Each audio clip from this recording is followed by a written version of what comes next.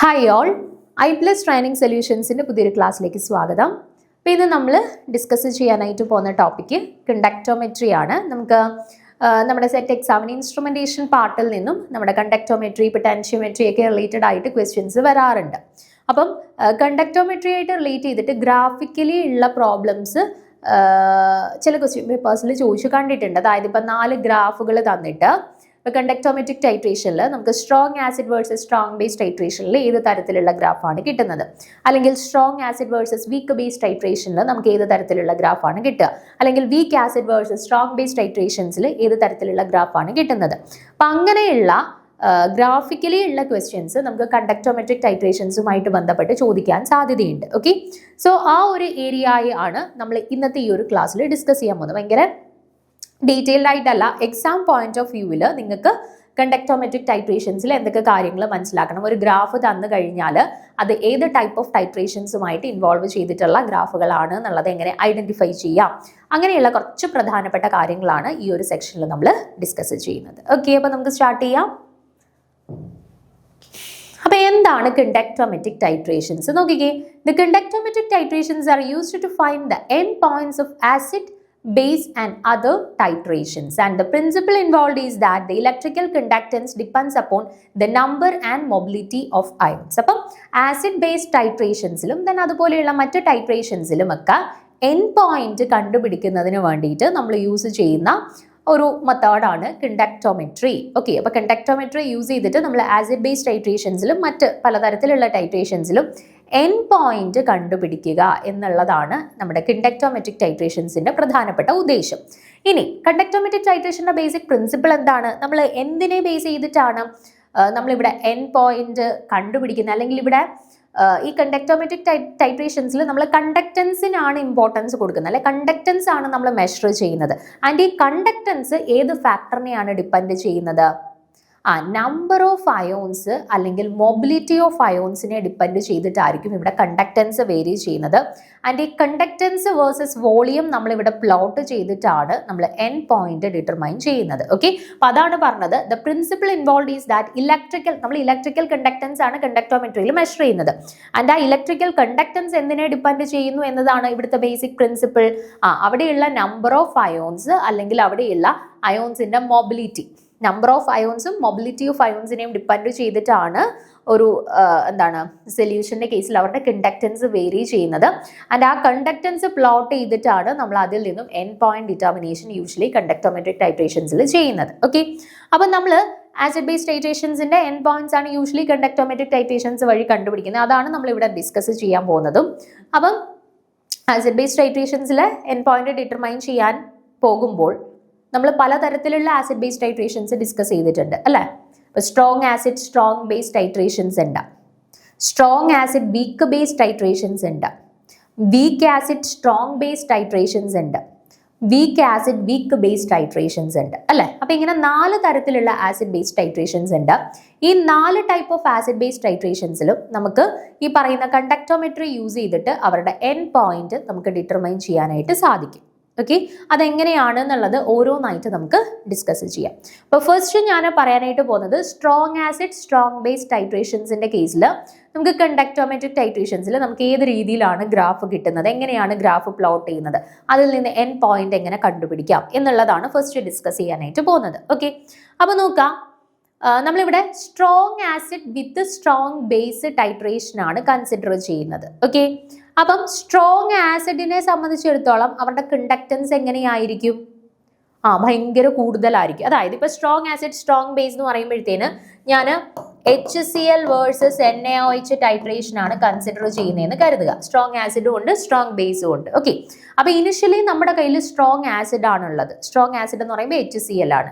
Strong ആസിഡിനകത്ത് ആരാണ് present ആയിട്ടുള്ളത്, ഏത് അയോൺസ് ആണ് പ്രസന്റ് ആയിട്ടുള്ളത്, H+ അയോൺസ് ആണ് പ്രസന്റ് ആയിട്ടുള്ളത്. ഓക്കെ, H+ അയോൺസ് എന്ന് പറഞ്ഞാൽ ഫാസ്റ്റ് മൂവിങ് അയോൺസ് ആണ്, സൈസ് വളരെ കുറവാണ്, അതുകൊണ്ട് തന്നെ ഫാസ്റ്റ് മൂവിങ് അയോൺസ് ആണ്. നമ്മൾ പറഞ്ഞു മൊബിലിറ്റി ഓഫ് അയോൺസ് ആണ് കണ്ടക്ടൻസിനെ ഡിപ്പെൻഡ് ചെയ്യുന്നത്. അപ്പം മൊബിലിറ്റി ഓഫ് അയോൺസ് കൂടുതലാണെന്നുണ്ടെങ്കിൽ കണ്ടക്ടൻസ് വളരെ കൂടുതലായിരിക്കും. അപ്പോൾ HCl സ്ട്രോങ് ആസിഡ് ആയിട്ടുള്ള HClനകത്ത് H+ അയോൺസിന്റെ എണ്ണം വളരെ കൂടുതലായിരിക്കും. അതായത് ഫാസ്റ്റ് മൂവിങ് ആയിട്ടുള്ള അയോൺസിന്റെ എണ്ണം വളരെ കൂടുതലായിരിക്കും. അപ്പോൾ തീർച്ചയായിട്ടും അവരുടെ കണ്ടക്ടൻസ് എങ്ങനെയായിരിക്കും?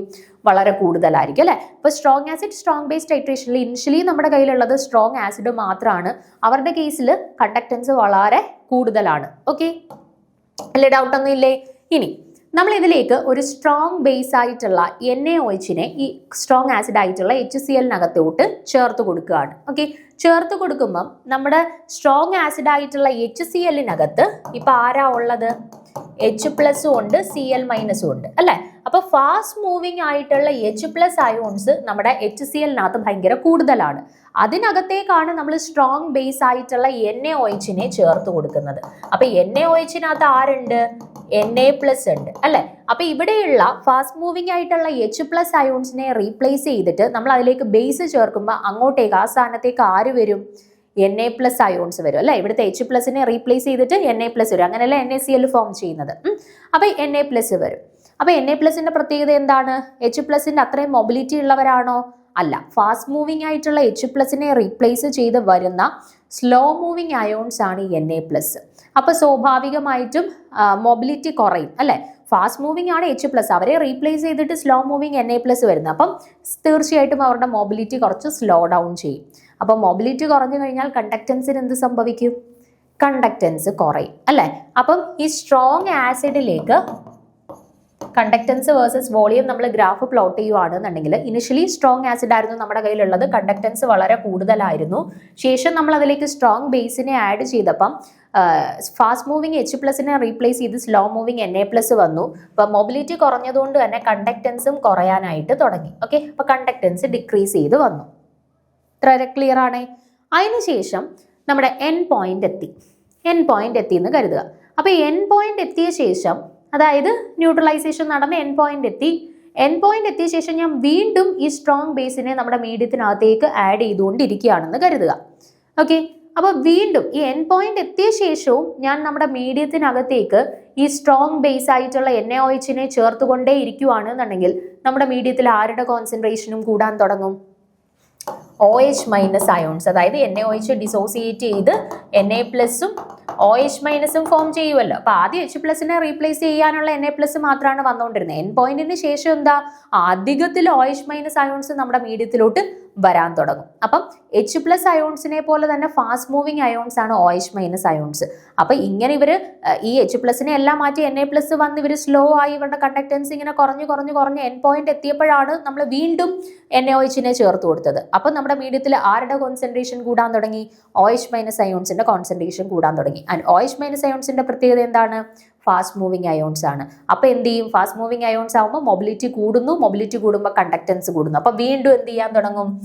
നമ്മുടെ കണ്ടക്ടൻസ് ഗ്രാജുവലി ഇൻക്രീസ് ചെയ്യാനായിട്ട് തുടങ്ങും. അപ്പൊ ഈ രീതിയിലാണ് സ്ട്രോങ് ആസിഡ് വേഴ്സസ് സ്ട്രോങ് ബേസിന്റെ ഗ്രാഫ് നമുക്ക് കിട്ടുക. അപ്പൊ ഇവിടെ നോക്കിക്കഴിഞ്ഞാൽ രണ്ട് ലൈൻസ് ഇന്റർസെപ്റ്റ് ചെയ്യുന്ന ഈ ഒരു പോയിന്റ് നമുക്ക് കാണാൻ പറ്റും അല്ലെ? അപ്പൊ ഈ ഒരു പോയിന്റിനെയാണ് നമ്മൾ strong acid versus strong base ടൈട്രേഷൻസിലെ എൻ പോയിന്റ് ആയിട്ട് കൺസിഡർ ചെയ്യുന്നത്. നമുക്ക് അവിടുന്ന് താഴോട്ട് നിങ്ങൾ എക്സ്ട്രാപ്പൊളേറ്റ് ചെയ്ത് കഴിഞ്ഞാൽ ഒരു പർട്ടിക്കുലർ പോയിന്റിൽ വോളിയത്തിൽ വന്ന് ഗ്രാഫ് മീറ്റ് ചെയ്യുക. ആ വോളിയം എത്രയാണോ അത്രയുമാണ് അവരുടെ എൻ പോയിന്റ്, അല്ലെങ്കിൽ ആ വോളിയത്തിലാണ് എൻ പോയിന്റ് ആക്ച്വലി എത്തിപ്പെടുക. മനസ്സിലായോ നിങ്ങൾക്ക്? അപ്പൊ ഈ രീതിയിലാണ് എന്തുകൊണ്ടാണ് ഈ shape graph strong acid versus strong base ടൈട്രേഷനിൽ കിട്ടി എന്നുള്ളത് മനസ്സിലാക്കിയിരിക്കണം. കാര്യം ക്ലിയർ ആണ്? ഒരെണ്ണം മനസ്സിലാക്കിയാൽ ഇനി പറയുന്ന മൂന്നെണ്ണവും നിങ്ങൾക്ക് ക്ലിയർ ആവുകയുള്ളൂ. ഓക്കെ, അപ്പൊ നോക്കുക. Thus conductance first decreases reaches a minimum and then increases അല്ലെ? ആദ്യം HClലേക്ക് NaOH വന്നപ്പോൾ ഫാസ്റ്റ് മൂവിങ് H+നെ റീപ്ലേസ് ചെയ്ത് സ്ലോ മൂവിങ് Na+ വന്നപ്പോൾ കണ്ടക്ടൻസ് കുറഞ്ഞു. അതാണ് കണ്ടക്ടൻസ് ഫസ്റ്റ് ഡിക്രീസ് ചെയ്ത് ഒരു മിനിമം വാല്യൂ എത്തി. ആ മിനിമം വാല്യൂ എന്ന് പറയുന്നത് എൻ പോയിന്റ് ആണ്. അതിനുശേഷം വീണ്ടും നമ്മൾ NaOH ആഡ് ചെയ്തപ്പോൾ മീഡിയത്തിൽ OH- കോൺസെൻട്രേഷൻ കൂടി, അതായത് വീണ്ടും ഫാസ്റ്റ് മൂവിങ് അയോൺസിന്റെ കോൺസെൻട്രേഷൻ കൂടി. സോ എന്ത് ചെയ്തു? കണ്ടക്ടൻസ് ഫർദർ increase ചെയ്തു. Okay, so on plotting a conductance against volume of alkali added, we get two straight lines and the point of intersection is called the end point. അപ്പം ഇവിടെ നമ്മൾ conductance versus volume of alkali അല്ലെങ്കിൽ volume of NaOH graph plot ചെയ്യുന്ന സമയത്ത് നമുക്ക് ഇതുപോലെ രണ്ട് straight lines കിട്ടും. ആൻഡ് ആ രണ്ട് സ്ട്രെയിറ്റ് ലൈൻസും ഇന്റർസെക്ട് ചെയ്യുന്ന ഈ ഒരു പോയിന്റ് ആണ് എന്ത്? നമ്മുടെ എൻ പോയിന്റ് എന്ന് പറയുന്നത്. മനസ്സിലായോ?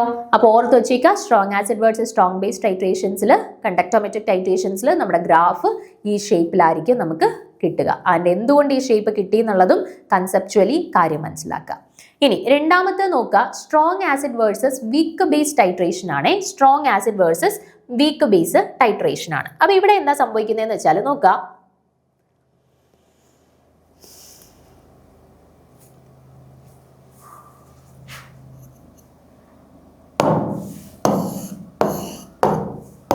ഇവിടെ കണ്ടക്ടൻസ്, ഇവിടെ വോളിയം ഓഫ് NaOH. ഓക്കെ, അപ്പോൾ ഇവിടെ നമ്മൾ കൺസിഡർ ചെയ്തിട്ടുള്ള ടൈട്രേഷൻ എന്ന് പറയുന്നത് strong acid versus weak base titration ആണ്. ഓക്കെ, അപ്പോൾ സ്ട്രോങ് ആസിഡ് ആയിട്ട് ഞാൻ HCl-നെ എടുത്തു, വീക്ക് ബേസ് ആയിട്ട് ഞാൻ NH4OH-നെയും എടുത്തു. ഓക്കെ, അപ്പോൾ ഇനിഷ്യലി നമ്മുടെ കയ്യിൽ HCl ആണ്. HCl ഡിസോസിയേറ്റ് ചെയ്യുന്നത് H++Cl- ആയിട്ടാണ്. അപ്പോൾ ഇനിഷ്യലി സ്ട്രോങ് ആസിഡ് ആയിട്ടുള്ള HCl മാത്രമേ എൻ്റെ കയ്യിലുള്ളൂ. അവരുടെ കണ്ടക്ടൻസ് വളരെ കൂടുതലാണ്. അപ്പോൾ ഇനിഷ്യലി കണ്ടക്ടൻസ് നല്ല കൂടി നിൽക്കുകയാണ്.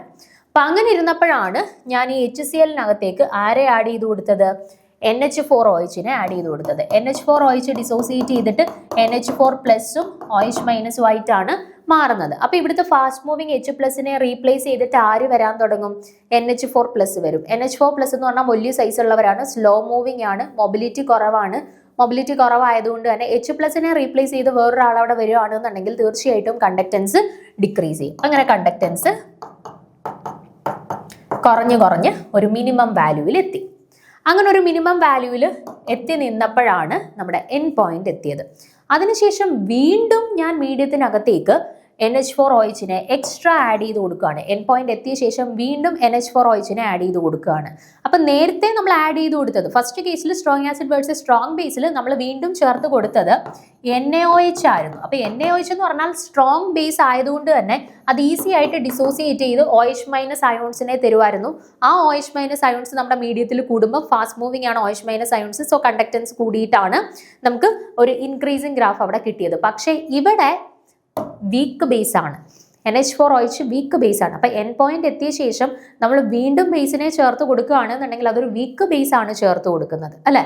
അപ്പം ഈ വീക്ക് ബേസിന്റെ പ്രത്യേകത എന്താണ്? വീക്ക് ബേസിനകത്തുള്ള OH- അയോൺസ് എന്ന് പറഞ്ഞാൽ ഈസിലി ഡിസോസിയേറ്റ് ചെയ്തിട്ടാണോ ഉള്ളത്? അല്ല, വീക്ക് ബേസ് ആയതുകൊണ്ട് യൂഷ്വലി അൺഡിസോസിയേറ്റഡ് ആയിട്ടാണ് ഉള്ളത്. അപ്പം നമ്മൾ എൻ പോയിന്റ് എത്തിയ ശേഷം വീണ്ടും NH4OH-നെ നമ്മളെ മീഡിയത്തിനകത്തോട്ട് ചേർത്ത് കൊടുക്കുമെങ്കിലും അത് വീക്ക് ബേസ് ആയതുകൊണ്ട് തന്നെ അവർ പെട്ടെന്ന് ഡിസോസിയേറ്റ് ചെയ്ത് നമ്മുടെ മീഡിയത്തിനകത്തോട്ട് OH- അയോൺസിനെ തരുമോ?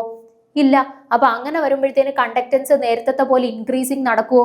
അല്ല. ഇപ്പം നമ്മുടെ ഒരു സ്ട്രോങ് ബേസ് ആയിരുന്നെന്നുണ്ടെങ്കിൽ പെട്ടെന്ന് OH- അയോൺസ് ഡിസോസിയേറ്റ് ചെയ്ത് മീഡിയത്തിൽ കണ്ടക്ടൻസ് കൂടിയാണ്. പക്ഷെ ഇത് വീക്ക് ബേസ് ആണ്. അപ്പോൾ ഇത് പെട്ടെന്ന് ഡിസോസിയേറ്റ് ചെയ്യത്തില്ല. അപ്പോൾ നമ്മുടെ മീഡിയത്തിനകത്തോട്ട് അധികം OH- അയോൺസ് വരത്തില്ല.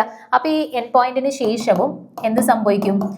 നമ്മുടെ കണ്ടക്ടൻസ് ഓൾമോസ്റ്റ് കോൺസ്റ്റന്റ് ആയിട്ട് തന്നെ റിമൈൻ ചെയ്യും. കാരണം ഇതൊരു വീക്ക് ബേസ് ആണ്. അപ്പം നമ്മുടെ strong acid versus weak base ടൈട്രേഷനിൽ നമുക്ക് ഗ്രാഫ് കിട്ടുന്ന ഷേപ്പ് നോക്കിക്കേ എങ്ങനെയാണെന്ന്. ആദ്യം സ്ട്രോങ് ആസിഡ് വേഴ്സസ് സ്ട്രോങ് ബേസിലെ പോലെ തന്നെ ഒരു ഡിക്രീസിങ് ഗ്രാഫ് കിട്ടി. Then strong acid versus strong ബേസിൽ ഒരു ഇൻക്രീസിങ് ഗ്രാഫ് ആയിരുന്നു വരേണ്ടത് എൻ പോയിന്റിന് ശേഷം. പക്ഷെ ഇവിടെ വീക്ക് ബേസ് ആയതുകൊണ്ട് തന്നെ കോൺസ്റ്റന്റ് ആയിട്ടായിരിക്കും ആ ഒരു ലൈൻ പോകുന്നത്. ഓക്കെ, അപ്പോൾ ഈ രീതിയിലായിരിക്കും നമുക്ക് strong acid versus weak base ടൈട്രേഷൻ്റെ കേസിൽ നമുക്ക് ഗ്രാഫ് കിട്ടുന്നത്. ആൻഡ് ഈ രണ്ട് പോയിന്റ്സും കൂടെ ഇന്റർസെക്ട് ചെയ്യുന്ന ഈ ഒരു പോയിന്റ് ആണ് നമ്മുടെ എൻ പോയിന്റ് ആയിട്ട് നമ്മൾ എടുക്കുക. മനസ്സിലായോ? അപ്പോൾ strong acid versus weak base ടൈട്രേഷൻ്റെ കേസിൽ നമുക്ക് ഗ്രാഫ് പ്ലോട്ട് ചെയ്താൽ ഈ രീതിയിലായിരിക്കും ഗ്രാഫ് കിട്ടുക. മനസ്സിലായേ? അപ്പോൾ ആ കാര്യങ്ങളാണ് പറഞ്ഞേക്കുന്നത്. When A weak base NH4OH is added to a strong acid, the fast moving H+ ions is replaced by slow moving NH4+ ions, hence conductance decreases. അപ്പോൾ കണ്ടക്ടൻസ് ഡിക്രീസ് ചെയ്ത സമയത്ത് ഇങ്ങനെ ഗ്രാഫ് കിട്ടി. Then after the end point, further addition of NH4OH introduces only feebly ionized NH4OH, hence the conductance will remain almost constant. N പോയിന്റിന് ശേഷം നമ്മൾ വീണ്ടും NH4OH add ചെയ്ത് കൊടുത്താലും അത് വീക്ക് ബേസ് ആയതുകൊണ്ട് തന്നെ അത് കംപ്ലീറ്റ്ലി ഡിസോസിയേറ്റ് ചെയ്ത് OH- അയോൺസിനെ ഒന്നും അധികം തരത്തില്ല. അതുകൊണ്ട് തന്നെ കണ്ടക്ടൻസ് കോൺസ്റ്റന്റ് ആയിട്ട് റിമൈൻ ചെയ്യും. Thus when plotting the conductance against the volume, we get two linear curves and the point of intersection is at the end point. ഈ രീതിയിലായിരിക്കും നമുക്ക് ഗ്രാഫ് കിട്ടുക. ഓക്കെ, ഇനി മൂന്നാമത്തെ കേസ് നോക്കാം. Week acid versus strong base titration. Week acid versus strong base titration. അപ്പോൾ ഇവിടെ നോക്കാം, ഇവിടെ ഞാൻ വീക്ക് ആസിഡ് ആയിട്ട് കൺസിഡർ ചെയ്തിട്ടുള്ളത് അസറ്റിക് ആസിഡ് CH3COOH അതേപോലെ സ്ട്രോങ് ബേസ് ആയിട്ട് ഞാൻ കൺസിഡർ ചെയ്തിട്ടുള്ളത് NaOH ഓക്കെ.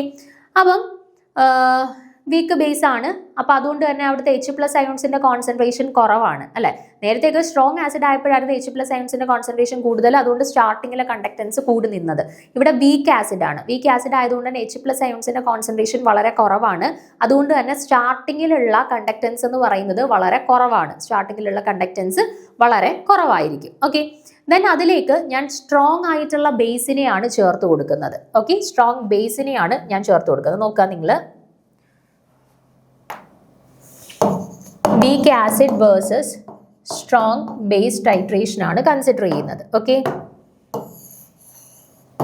ഇവിടെ വോളിയം ഓഫ് NaOH പ്ലോട്ട് ചെയ്തു ആൻഡ് ഇവിടെ കണ്ടക്റ്റൻസും പ്ലോട്ട് ചെയ്തു. ഓക്കെ, ഇനി ഞാൻ ഇവിടെ എടുക്കാൻ പോകുന്ന വീക്ക് ആസിഡ് എന്ന് പറഞ്ഞ് ഞാനിവിടെ എടുക്കുന്നത് CH3COOH ആൻഡ് സ്ട്രോങ് ബേസ് ആയിട്ട് ഞാനിവിടെ എടുക്കാൻ പോകുന്നത് NaOH ആണ്. ഓക്കെ, അപ്പോൾ ഇനിഷ്യലി നമ്മുടെ കയ്യിലുള്ളത് ആസിഡ് മാത്രമാണ്. ആസിഡ് വീക്ക് ആസിഡ് ആണ്, വീക്ക് ആസിഡ് CH3COOH ആണ് എൻ്റെ കയ്യിലുള്ളത്. അപ്പോൾ വീക്ക് ആസിഡിനകത്താവുമ്പോൾ അത് കംപ്ലീറ്റ്ലി ഡിസോസിയേറ്റ് ചെയ്യുമോ? ഇല്ല. അപ്പോൾ നമ്മുടെ മീഡിയത്തിലുള്ള H+ അയോൺസിന്റെ കോൺസെൻട്രേഷൻ എങ്ങനെയായിരിക്കും? സ്ട്രോങ് ആയപ്പോൾ കൂടുതലായിരുന്നു, വീക്ക് ആസിഡ് ആകുമ്പോൾ H+ന്റെ കോൺസെൻട്രേഷൻ കുറവാണ്. H+ന്റെ കോൺസെൻട്രേഷൻ കുറവാണെങ്കിൽ ഫാസ്റ്റ് മൂവിങ് അയോൺസ് കുറവാണ്, ഫാസ്റ്റ് മൂവിങ് അയോൺസ് കുറവാണെങ്കിൽ കണ്ടക്ടൻസ് കുറവാണ്. അപ്പോൾ ഇനിഷ്യലി ഉള്ള കണ്ടക്ടൻസ് ഇവിടെ കുറവാണ്. ഓക്കെ, ഇനിഷ്യലി ഉള്ള കണ്ടക്ടൻസ് കുറവാണ്. അങ്ങനെ കണ്ടക്ടൻസ് കുറഞ്ഞിരുന്ന സമയത്താണ് ഞാൻ അതിലേക്ക് ആരെ ചേർത്ത് കൊടുത്തത്? സ്ട്രോങ് ബേസിനെ ചേർത്ത് കൊടുത്തത്. സ്ട്രോങ് ബേസ് ആയിട്ടുള്ള NaOH ചേർത്ത് കൊടുത്തു. അപ്പോൾ അവരെ ഡിസോസിയേറ്റ് ചെയ്ത് Na++OH- ആയിട്ട് മാറുന്നു അല്ലെ. പെട്ടെന്ന് Na+OH- ആയിട്ട് മാറുന്നു. അപ്പോൾ നമ്മുടെ മീഡിയത്തിലോട്ട് ആരുടെ കോൺസെൻട്രേഷൻ കൂടി തുടങ്ങും? OH- അയോൺസിന്റെ കോൺസെൻട്രേഷൻ കൂടും അല്ലെ. OH- എന്താണ്? ഫാസ്റ്റ് മൂവിങ് അയോൺസ് ആണ്. അപ്പോൾ കണ്ടക്ടൻസിന് എന്ത് സംഭവിക്കും? കണ്ടക്ടൻസ് കൂടും. അപ്പോൾ കണ്ടക്ടൻസ് ആദ്യം ചെറുതായിട്ട് ഇങ്ങനെ ഒന്ന് ഇൻക്രീസ് ചെയ്ത് വരും. ഓക്കെ, അങ്ങനെ N പോയിന്റ് എത്തി. N പോയിന്റ് എത്തിയ ശേഷം ഞാൻ വീണ്ടും നമ്മുടെ മീഡിയത്തിനകത്തോട്ട് ബേസിനെ ചേർത്തുകൊണ്ടേയിരിക്കുകയാണ്. ഓക്കെ, സ്ട്രോങ് ബേസ് ആണ്, അത് വേഗം വേഗം ഡിസോസിയേറ്റ് ചെയ്ത് നമ്മുടെ മീഡിയത്തിൽ ആരുടെ കോൺസെൻട്രേഷൻ ഭയങ്കരമായിട്ട് കൂട്ടും? OH- അയോൺസിന്റെ കോൺസെൻട്രേഷൻ ഭയങ്കരമായിട്ട് കൂട്ടും. അപ്പം എന്ത് സംഭവിക്കും? OH- അയോൺസിന്റെ കോൺസെൻട്രേഷൻ ഭയങ്കരമായിട്ട് കൂടുമ്പോഴത്തേന് ഫാസ്റ്റ് മൂവിങ് അയോൺസ് ഭയങ്കരമായിട്ട് കൂടി, അതായത് കണ്ടക്ടൻസ് കൂടും. അപ്പോൾ എന്താ? പിന്നെ അതിന് ശേഷം ഉണ്ടാവുന്നത് വളരെ വൈഡ് ആയിട്ടുള്ള നല്ല രീതിയിലുള്ള ഒരു ഇൻക്രീസ് ഇൻ കണ്ടക്ടൻസ് ആയിരിക്കും ഉണ്ടാവുന്നത്. മനസ്സിലായോ നിങ്ങൾക്ക്?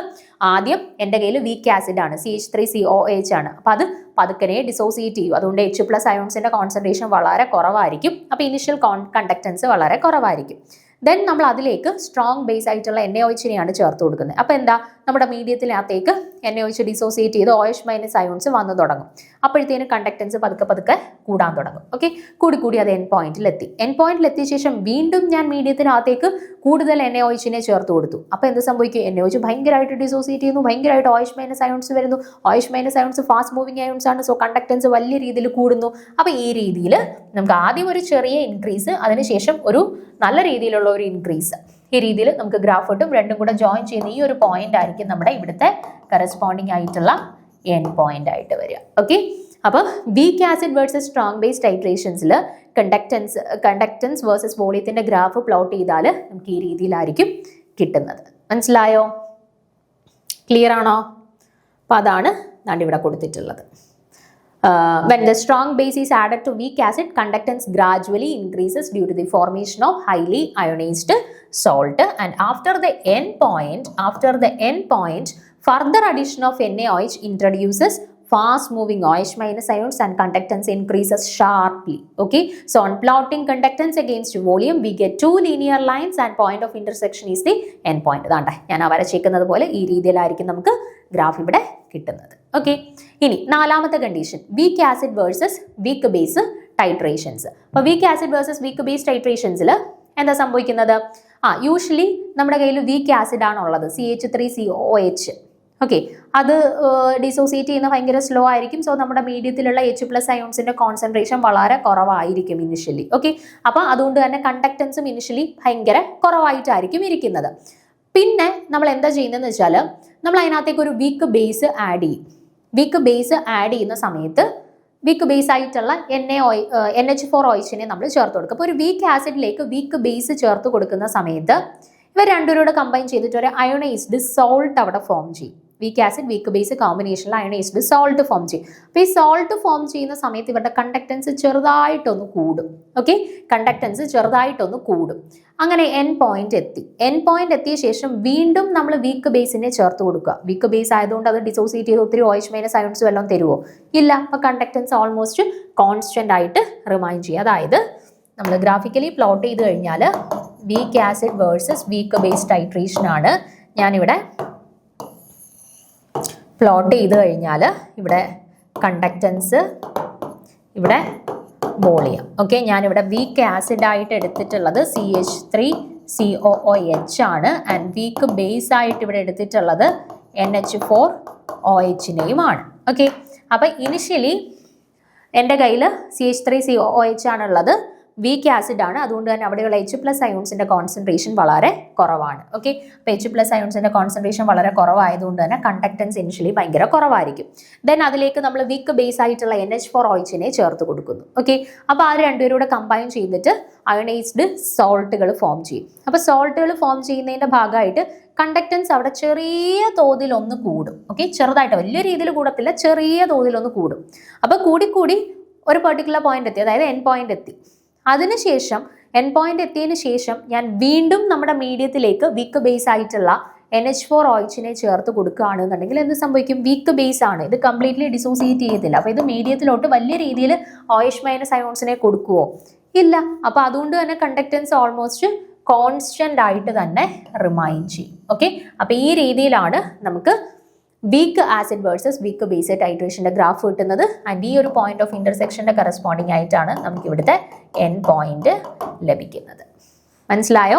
അപ്പോൾ weak acid versus weak base titrations consider ചെയ്താൽ, കണ്ടക്ടോമെട്രിക് ടൈട്രേഷൻസ് കൺസിഡർ ചെയ്താൽ ഈ രീതിയിലാണ് നമുക്ക് കണ്ടക്ടൻസ് വേഴ്സസ് വോളിയത്തിന്റെ കറസ്പോണ്ടിങ് ആയിട്ടുള്ള ഗ്രാഫ് കിട്ടുന്നത്. ഓക്കെ, അപ്പം ഇവിടെ നിങ്ങൾ ജസ്റ്റ് ഗ്രാഫ് കാണാതെ പഠിച്ചു വെച്ചിട്ട് കാര്യമില്ല. കൺസെപ്ച്വലി എന്തുകൊണ്ട് ഈ ഗ്രാഫുകൾക്ക് ഈ ഷേപ്പ് കിട്ടി, എന്തുകൊണ്ടാണ് ഓരോ ഇടത്തും നമുക്ക് ഈ ഓരോ ടൈപ്പിലുള്ള ഗ്രാഫുകൾ ലഭിച്ചിട്ടുള്ളത് എന്നുള്ളതും കൂടെ കൃത്യമായിട്ട് കൺസെപ്ച്വലി മനസ്സിലാക്കി വെക്കണം. അല്ലാന്നുണ്ടെങ്കിൽ നമുക്ക് തെറ്റിപ്പോവാനും സാധ്യതയുണ്ട്.